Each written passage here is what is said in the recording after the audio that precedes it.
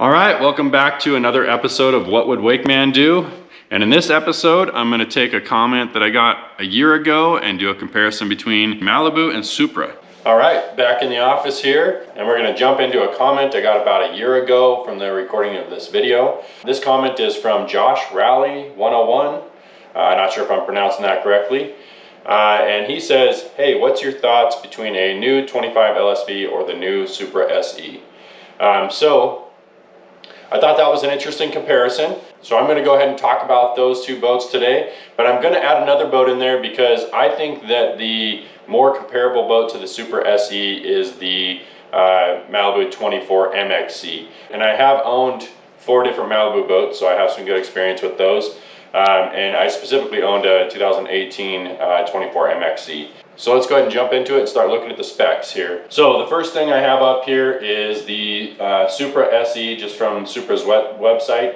They've got different specs across this page, but I think I found the best spot is this view specs button here. And it actually gives you all their boats and all their specs right next to each other, which is kind of cool. But you can see that it's 24 foot 5 inches, seems to be the standard for 24 foot boats, as this has been the length spec for every 24 foot boat I've done in my comparison so far. Then we jump down to seating is 18 people. Then we have 83 gallon fuel tank. We have standard ballast is 4,700 pounds. And our boat weight dry is 6,500 pounds. It gives you several other specs here, but not really interested in the rest of those. So that's what we have for Supra. Now let's look at the 25 LSV. So I've got that up here, coming out of the bottom, and it will show the specs here. So we've got 25 foot in length, so really only 7 inches longer. We have 18 people capacity, which is interesting. The bigger boat doesn't really fit any more people. And then we have our dry weight of the boat and our max factory ballast and our fuel capacity. And something to note here is it does say Wake Plus. Malibu, for a long time in their traditional bow boats, which this is a traditional bow boat, has a pointed bow, for the longest time has offered 2 options for their traditional bow boats.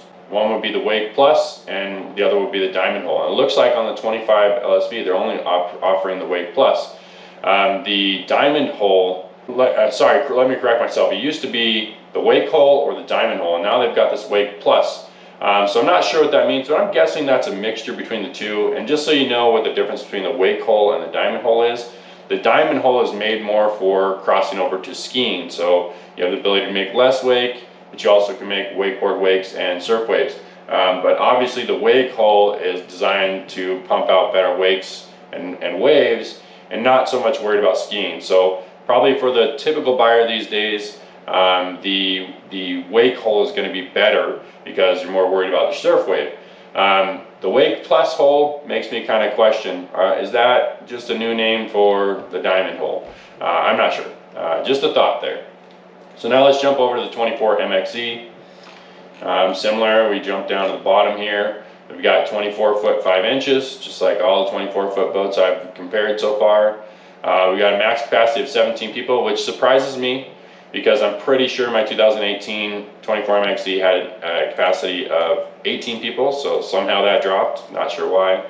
We got 6,000 pounds dry weight, 82 gallon fuel tank, and we have max factory ballast of 4,885. So, and this also has the Wake Plus hole, so it's almost like they're only doing the Wake hole now. I'm not sure. A little bit of a interesting thing. I would say that probably is a good thing for the 25 LSV because I owned 2 different 23 LSVs that had the Diamond Hole, and I owned a 23 LSV that had the Wake Hole. The Wake Hole definitely did a better job of producing wakes and waves than the Diamond Hole, which is to be expected. So now let's jump into my comparison sheet here. So I've got the boats in column A here, 25 LSV, SE, 24 MXC. You can see the length comparison. Obviously the 25 LSV is going to be a little bit longer, but that 7 extra feet with a traditional bow, you know, is that really going to make the difference you want? As far as seating people, it's not, and this is really just a legal max. So like if a Fish and Game or something like that pulled you over, they would expect no more than this amount of people on your boat. And I highlighted this one because I thought it was interesting. So I'm pretty certain my 2018 24 MXZ had a max capacity of 18 people. So not sure why it went down.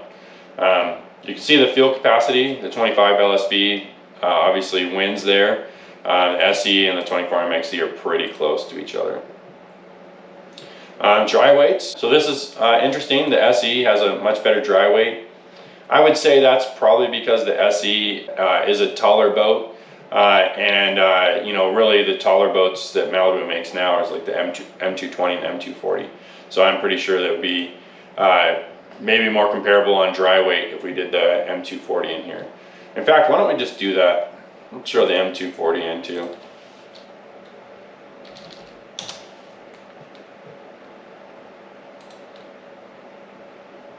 I guess now it's the M242.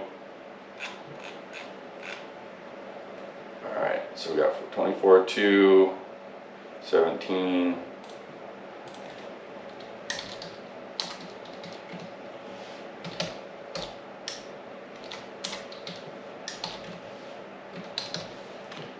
Okay, and then what do we got? 7,500, 94.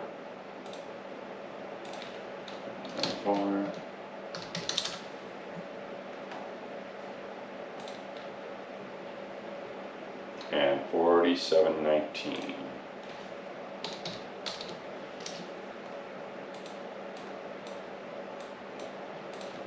Okay, I just wanted to quickly throw that in there for comparison because really, we're talking, you know, the newer deep style boats.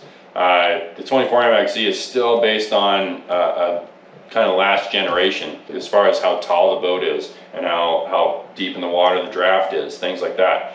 But now you can see, man, the dry weight of the M242 is superior to all of these. But it's all, I think out of all these, it's probably gonna be the most expensive too by a good amount. You can also see the dry weight or the total weight. So this is the dry weight plus the max ballast. I've got these highlighted because Malibu counts 1,500 pounds of their max ballast as the power wedge, which I think really is only going to give you 1,500 extra pounds if you are at wakeboard speed. I don't think surf speed will give you up to 1,500 pounds. So we're going to do a little toggle here. I'm going to do another column.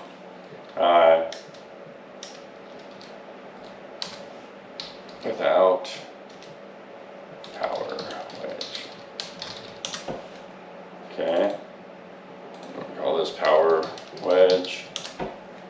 Okay, so if we do equals this plus this minus this, and we'll do the same thing down here. This plus this minus this equals this plus this minus this. Okay, so then it becomes interesting, and we're just going to copy this one over. Oh, that's not what I wanted. Let me just...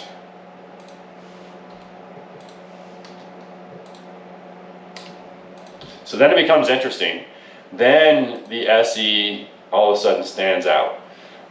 So it's actually, you know, as far as water displacement goes, based on weight, it's actually interesting to see. Now for wakeboard wake, you know, I would say, okay, you know, this one's got a lot of displacement here because you're at wakeboard speeds. That power wedge is putting that extra 1,500 pounds of force on it, down force that is. So it makes sense. But then you look at it at surf speed and it might be putting 500-ish pounds. I don't know, maybe even half that, 750 pounds. But still, you know, if we're not taking that into consideration, And actually, let me just change this. Let's just see what this looks like if we say minus 750. So maybe it's got half of that into effect.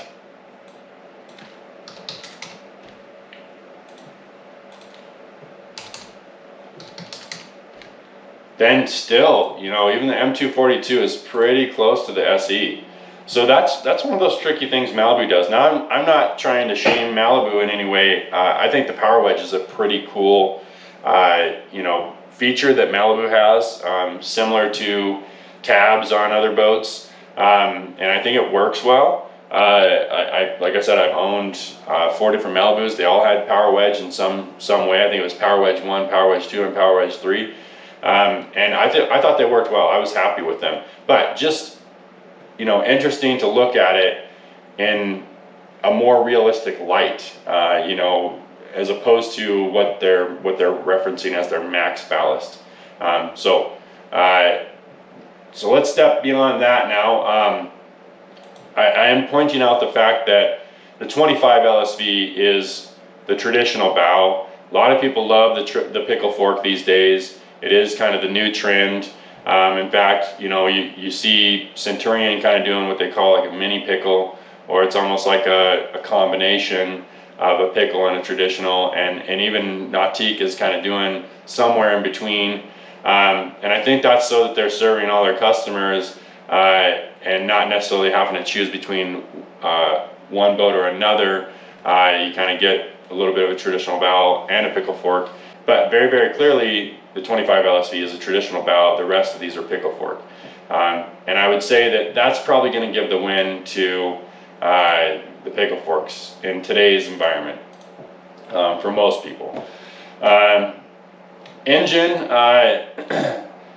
I'm not going to give anybody the win on the engine because I think they have comparable engines. I know Malibu used to do the Raptor engines, but now they do a GM engine that they kind of build in-house, which is similar to like PCM or Inmar. Basically, you know, PCM is taking a GM engine, they're building it, and then they're selling it to those boat owners or those boat companies, boat manufacturers that want to put that engine in their boats. Inmar is doing the same thing. Malibu is just cutting out that middleman like PCM and Inmar. They're taking a GM engine, they're building it in-house. So, and I don't really know. I'll tell you this. I know those engines that Malibu has been building have been very quiet, which is a good thing. I know the Raptor engines are not very quiet in my experience because I've owned a couple of them. Because Malibu is new at building their own engines in-house. I know there was a bunch of issues with impellers in their first couple years where they were just blowing impellers one after the other within like 50 hours, 20 to 50 hours. So I'm not going to give a win there. I just wanted to kind of point out some differences. I think as far as a power plant, I think you know, the Inmar Raptors compared to the Malibu GM blocks, I think they're similar as far as performance. Fit and finish, I'm also not going to give a win here to either company because I just don't know as much about Supra.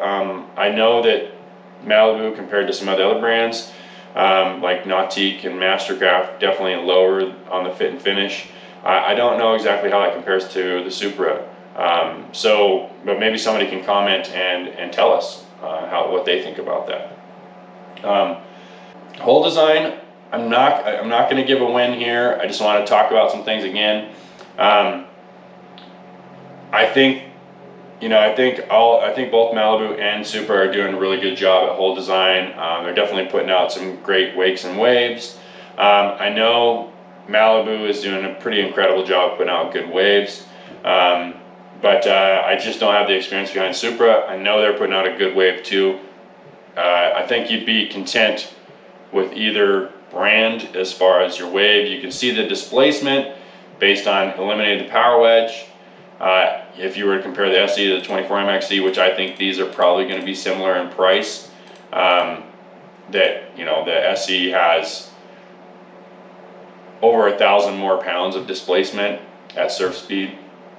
So then we go on to resale value. Again, I'm not going to give the win to either brand here because I think they're probably similar in resale value as far as, you know, when you need to go resell your boat. You know, which one's going to get sold quicker.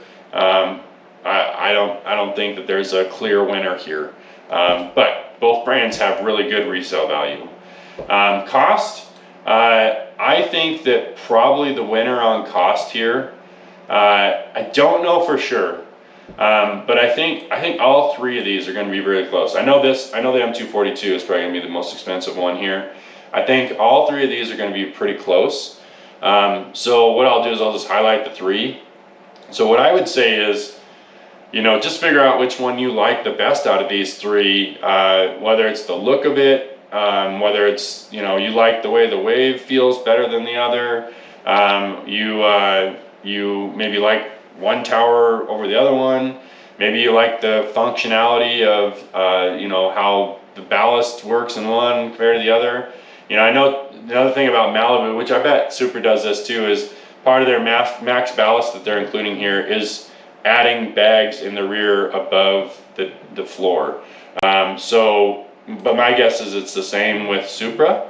I'm not entirely sure. Maybe that, but if it's not, if SUPRA is saying that this is our max ballast and it's all below floor ballast, then I would say that's a big feature, because I think anytime you can have all your ballast and have good performance with all your ballast below the floor, something that Nautique does it really well. I think that's a big winner, because then you get all that space to put your you know, gear in, you know, that storage space. What would WakeMan do in this scenario? Between the SE and the 25 LSV, I think it would be a super hard decision. I think I'd need to go get in those boats, get behind them. I'm not a big fan of the traditional bow. I've owned several of them and they were great. But I'm a fan of the pickle fork bow. If it was a choice between the 25 LSV SE and 24 MXE, I think I would definitely go 24 MXE because I loved my 24 MXE. But between the 25 LSV and the SUPRA SE, I think it's a super hard choice. I would almost lean towards the SE just because I like pickle fork that much more. But I really think that I would need to get behind these boats to know for sure which one to choose. Out of all four of these, definitely I would go with the 24 MXE. So in the end, that's what WakeMan would do in this scenario. All right, that's it for this video. Thank you for watching. If you have any other scenarios you want me to compare as far as wake boats go, or just the wake boat industry in general, make sure to leave those in the comments down below. If you enjoyed this video, please give it a thumbs up. And if you are new to the channel, please subscribe and click on that notifications bell so you can be notified of my future videos. I'll see you next week.